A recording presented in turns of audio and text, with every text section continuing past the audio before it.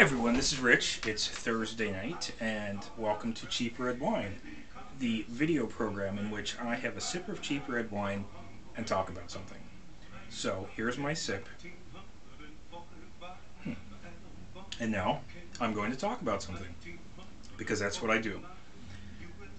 As you might have realized, I've had sort of a marathon of cheap red wine episodes over the past week. This is because I've had a series of executive producers, all of whom have been kind enough to provide me with topics for episodes, and in addition have made donations to our Relay for Life team, Savage Walkers.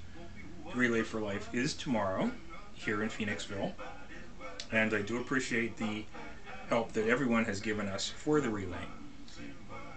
If you'd like to be a producer of an episode, you still can do it. You can make a donation and contact me about a subject, and I'd be happy to do a cheap red wine for you.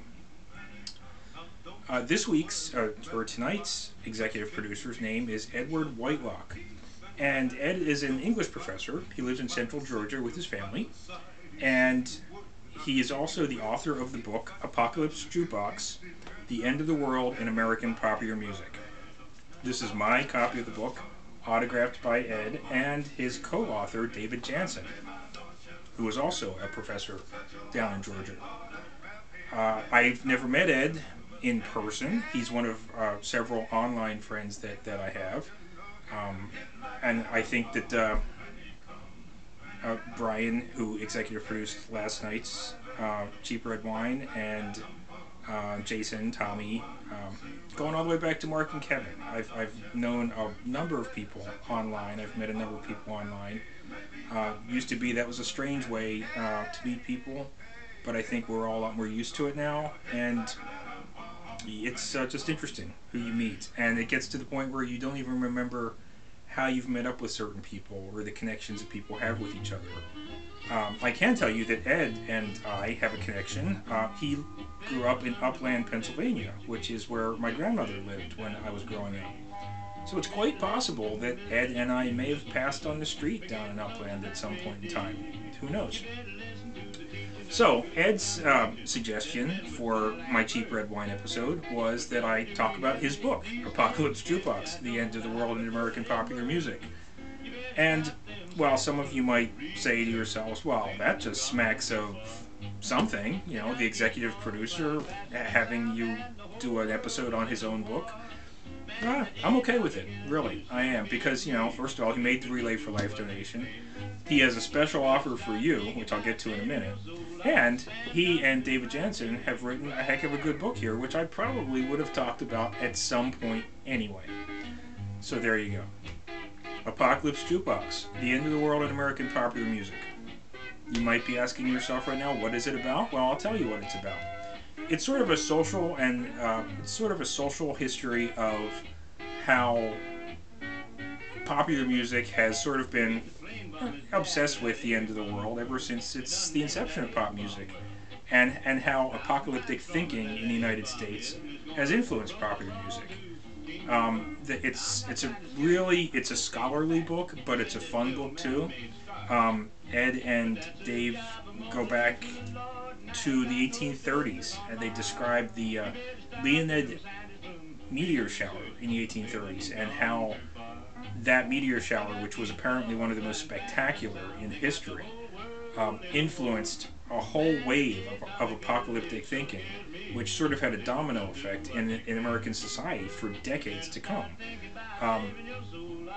They talk about the atomic bomb and how the atomic bomb influenced popular music, and they go on to talk about a series of musicians. They mentioned they have chapters on Bob Dylan, John Coltrane, Devo, and I've been really digging Devo lately because they've got their big comeback album coming out in June, and a chapter on REM, which, as they note, is not specifically about the most obvious REM song. It's The End of the World as We Know It, and I Feel Fine.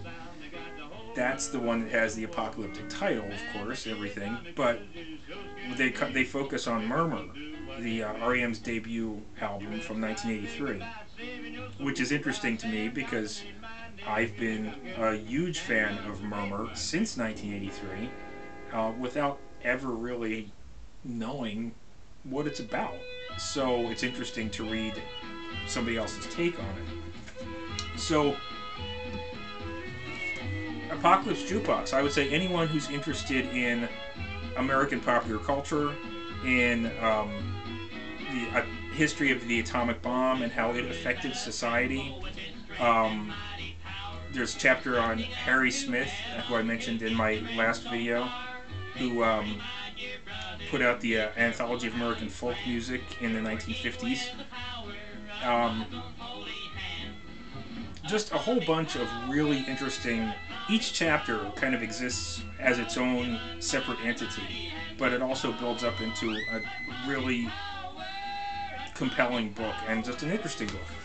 And Ed didn't pay me to say that. I got to tell you that. In fact, he told me that they had a review of this in, I think, Mojo magazine, where they got 3 stars, but the review was kind of snarky. So I think that kind of, they got over the whole getting the sort of bad review thing with the book, and I think that they're cool about it now. But I think it's a great book. I think many of you might enjoy it too. And that's where the special offer comes into play. Now, Ed has instructed me to let you know that he will send a copy of Apocalypse Jukebox to the first person who pledges $25 to Relay for Life, to the Savage Walkers team. He'll mail it anywhere in the continental United States.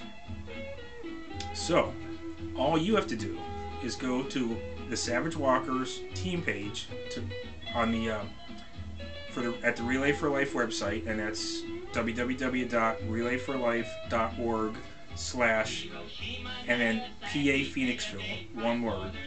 Go to Savage Walkers, go to my page, Rich Wilhelm, that's me, and pledge $25 and send me a message letting me know you've done that, and I will let Ed know, and he will have a copy of Apocalypse Jukebox headed to your mailbox right away, or very soon.